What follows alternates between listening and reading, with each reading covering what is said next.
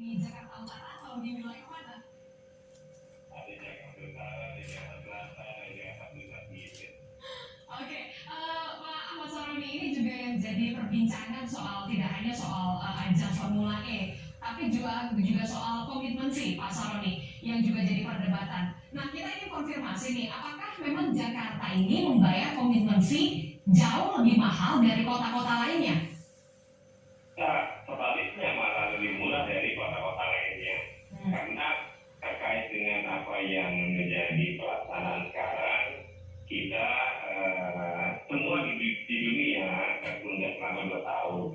Nah, tentunya pada saat tim Jakpro bernegosiasi dengan pihak penyelenggara, itu agak lumayan kayak istilah jualan tuh, kalau beli semurah-murahnya, jual semahal-mahalnya. Nah, kebetulan kita mendapatkan yang cukup signifikan, harga yang paling murah, tapi target 3 tahun sampai 2024 pelaksanaannya itu malah kalau ini sukses di tahun pertama, penyelenggara FIO sendiri mengucapkan pernah kemarin itu kalau bisa Indonesia 10 tahun untuk kontrak Formula E. Ini luar biasa. Oke, kan awalnya itu kalau tidak salah, koreksi saya, sekitar 1 triliun lebih, kemudian turun jadi 300 miliar. Apa yang kemudian menyebabkan sampai ini turun deras ya Pak? Apakah memang karena ada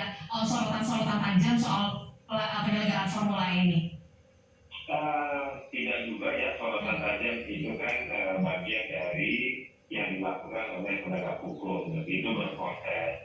Karena kalau tidak diproses, tidak akan tahu bagaimana prosesi secara pemakaian budget tersebut. Tapi dalam rangka yang sekarang pada saat budget yang sudah ada, tentunya melalui mekanisme yang sudah berjalan.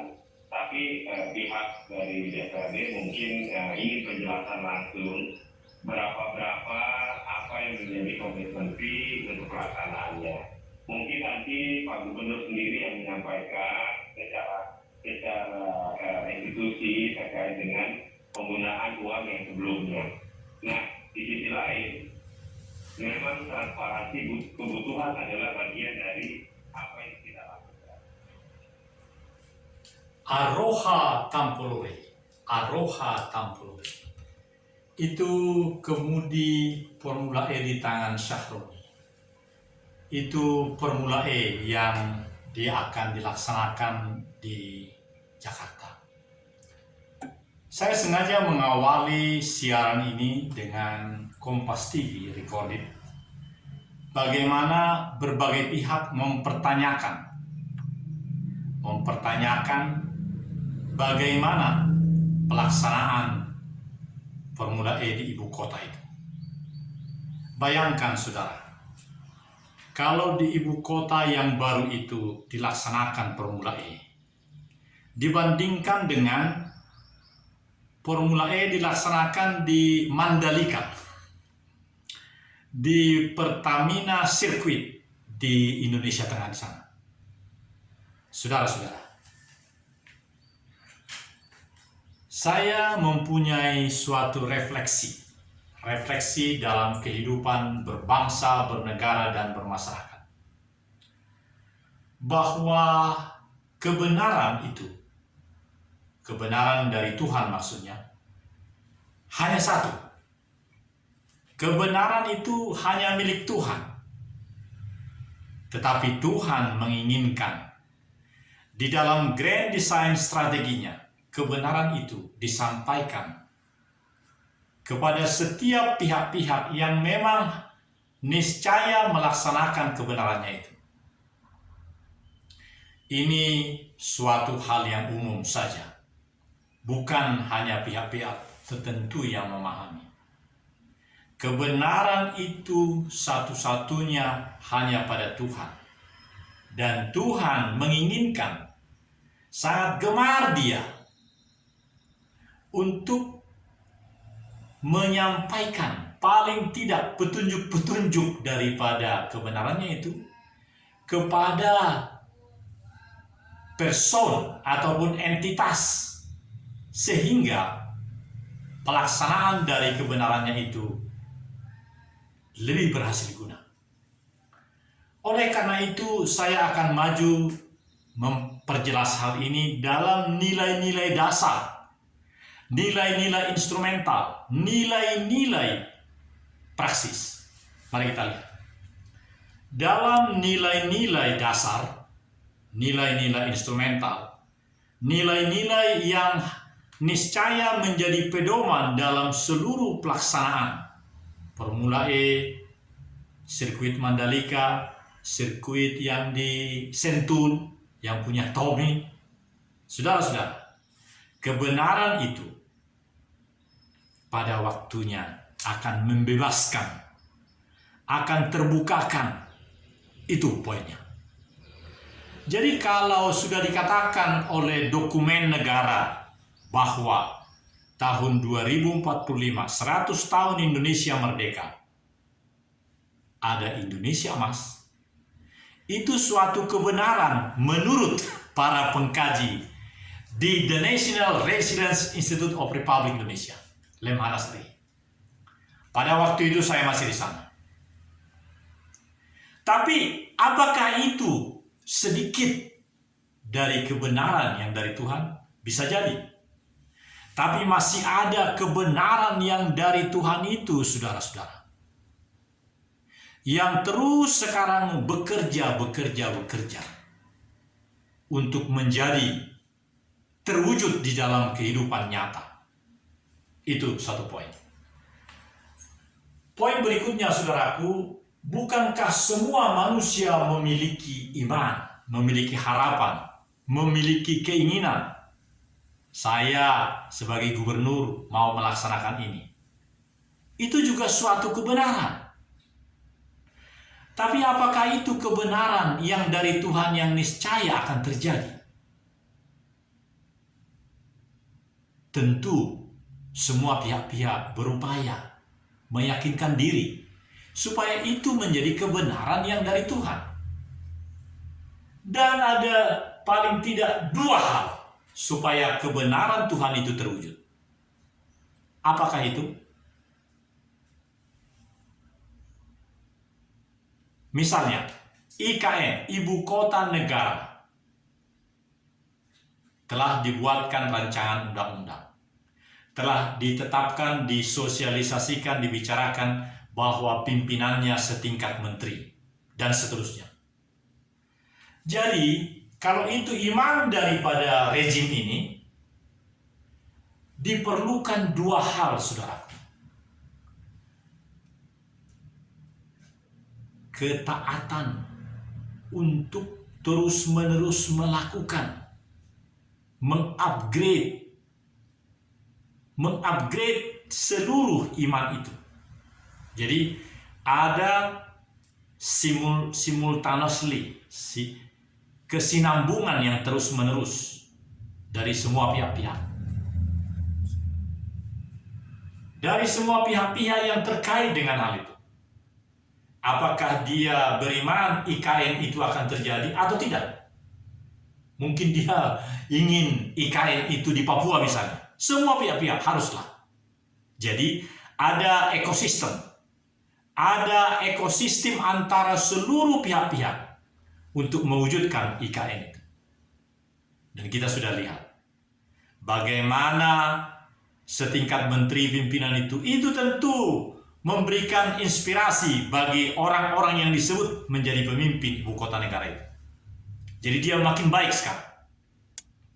Dia tidak akan meniru gaya seperti yang di penjara di Sukamiskin. Tidak.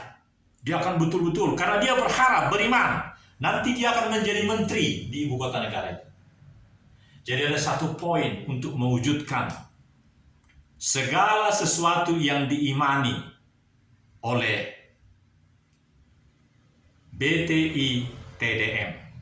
Karena itulah iman bangsa Indonesia. Iman bangsa Indonesia adalah Bhinneka Tunggal Ika Tanhana Dharma Mangrove. Itu akan terwujud. Tapi itu perlu diperjuangkan oleh setiap orang, baik yang support maupun yang destruktif. Itu yang pertama. Dan yang terakhir saudaraku, yang menarik adalah mengapa kami mengubah channel ini di masa-masa presidensi G20 dan malam hari ini, tanggal 1 Desember, kami akan berkumpul pria-pria bahagia, pria-pria terbahagia di dunia, di rumah Bapak Herbert, di Jalan Cihanjuang, Nusa Indah 2 nomor 1A. Saya sudah tahu rumahnya. Di dekat SMP atau perguruan Eko. Di seberangnya itu. Dari sini hanya Rp10.000 naik ojek. Dan selalu kalau saya jalan itu, bagaimana perjalanan dengan ojek, baik dengan 4 roda, 2 roda, saya selalu tampilkan. Jadi saudara-saudara, kita akan melihat dan berkarya, berperan di dalam mewujudkan iman itu menjadi kenyataan. Jadi, syarat yang kedua adalah selain daripada interaksi dari semua pihak-pihak tadi, yang kedua adalah setiap orang akan taat kepada kehendak yang membebaskan itu. Apa itu maksudnya?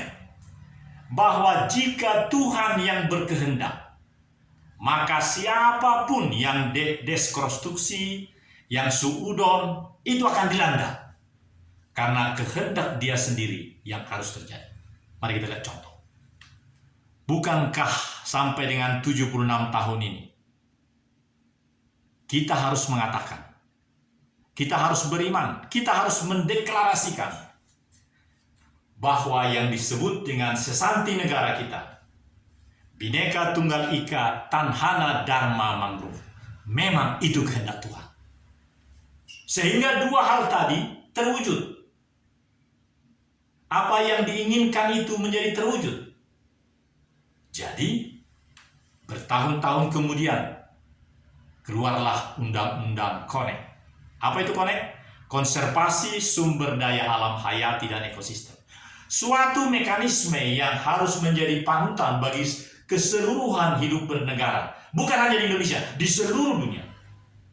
Supaya terjadi apa yang diimani, apa yang menjadi kehendak Tuhan. Contoh, Amerika tidak menjual lagi cadangan minyak bumi yang ada di tanahnya untuk menyiapkan masa depan.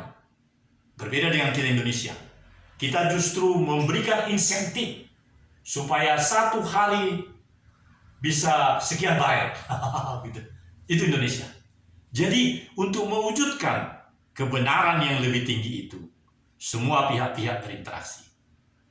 Setahun ini kita akan membuktikan bahwa presidensi G20 memang bisa mewujudkan, bisa membuat nyata iman bangsa ini, yaitu hanya satu kebenaran yang abadi, meskipun banyak sekali keinginan-keinginan.